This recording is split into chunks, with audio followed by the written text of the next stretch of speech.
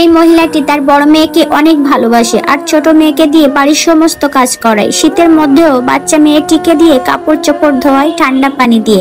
বাচ্চা মেয়েটি অনেক ছোট হওয়ার কারণে ঠিক মতো কাজ করতে পারে না, আর তার মা তাকে বলে কাজ না করলে খাবার দেবে না। মহিলাটি যে বাসায় কাজ করতো সেই বাড়ির মালকিন তাকে কিছু অর্থ দিয়ে আর বাচ্চাটিকে দিয়ে অনুরোধ করে, তুমি এই বাচ্চাটিকে নিয়ে এখান থেকে চলে যাও।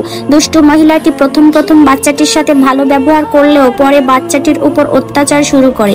বাচ্চা মেয়েটি 18 বছর হয়ে গেছে আর সে এখন বড় হয়ে গেছে।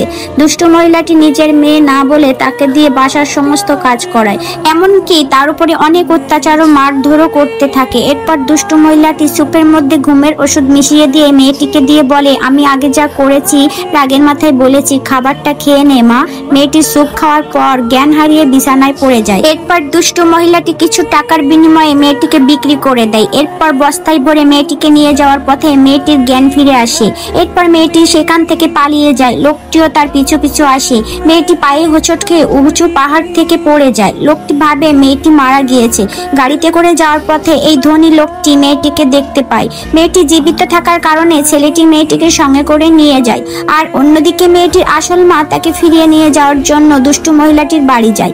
মহিলাটি যখনই গিয়ে তার বাড়ির কাজের লোককে জিজ্ঞেস করে, আমার মেয়ে কোথায়? এরপর কাজের মহিলা তার নিজের মেয়েকে তার মেয়ে বলে পরিচয় করিয়ে দেয়। এরপর ধনী মহিলাটি তার মেয়ের জন্য ধনী ঘরে সম্বন্ধ ঠিক করে। পাত্রপক্ষকে তার মা যখনই ডাকে ছেলেটির সাথে যে মেয়েটি থাকে সে আর কেউ না, এই ধনী মহিলাটির নিজের মেয়ে। দুষ্টু মহিলা আর দুষ্টু মহিলার মেয়ে মেয়েটিকে দেখে চিনতে পারে, আর তারা দুজন মেয়েটিকে দেখে ভয়ে চমকে যায়। তাদের এমন ব্যবহার দেখে পাশে থাকা সবাই অবাক হয়ে যায়।